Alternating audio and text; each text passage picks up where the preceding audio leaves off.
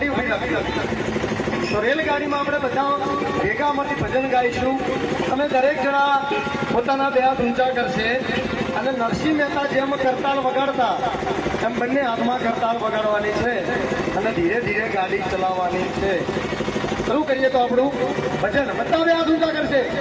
તુરંગાઈ જાને રંગમાં, તુરંગાઈ જાને રંગમાં, રાધે શ્યામ ગળા તું રંગમાં, મારી મીરા માની સંગમાં, રંગાઈ જાને રંગમાં, તુરંગાઈ જાને રંગમાં.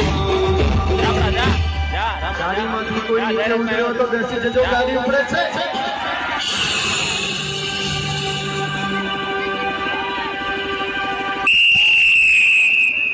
મુંબઈ થી ગાડી હડી